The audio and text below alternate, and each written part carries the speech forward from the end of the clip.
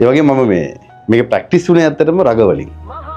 මම කොහොත් ගිහලා කාටත් තියලා නෙවෙයි මම ක්‍රීඩාවෙන් ලැබු පන්නරයක්. මොකද මම ස්කෝර් රග සෙල්ලම් කරන කාලේ ඉතින් රොයල් තුමියන් රග මැච් එකේ මම අවුරුදු 16 දී ෆස්ට් 15 ගැව්වේ. මම පොඩි එක්කෙනා මම තමයි ටීම් එකේ යංගස්ට් මම හිටියේ. රොයල් ග්‍රවුන්ඩ් එකේ හෝම් මැච් එකක් ගහනකොට අපිට අප්පුඩියක් ගහන්නේ නැහැ. රොයල් එකේ විතරයි ඉන්නේ. ඉතින් ඇත්තටම මම හිතන් ඉන්නේ මේ ඉන්න ඔක්කොම මට තමයි අප්පුඩි ගහන්නේ කියලා. ඉතින් මම මගේ වැඩේ කරගෙන යනවා. ඒ වගේ තමයි ක්ලබ් සෙල්ලම් කරනකොට බනේවි එකට සෙල්ලම් කරේ කැන්ඩි මැච් එකේ.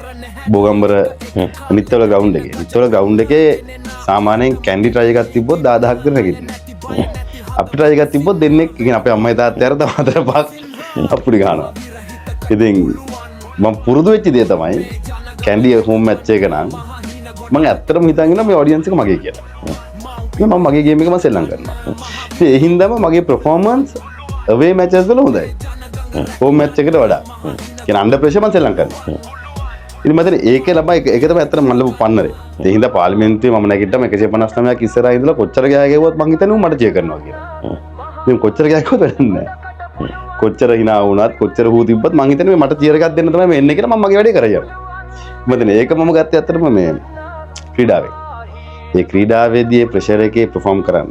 decision making process එක කියන්නේ home away match එක 10000ක් අනිත් පැත්තට තිය කරනකොට 15000ක් නුවර වගේ තැනක අපිට දෙන්නේ තුන් දෙනා ඉන්නේ.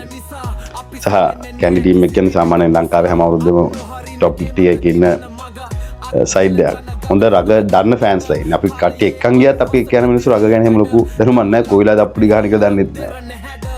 ඉතින් ඒ අන්ඩර් ප්‍රෙෂර් perform කරන පුරුදු වෙච්ච එක මම හිතනවා මගේ ජීවිතේට සහ දේශපාලන ජීවිතේට අප ලොකුම ජයග්‍රහණයක් සහ ලොකුම පන්නරයක්.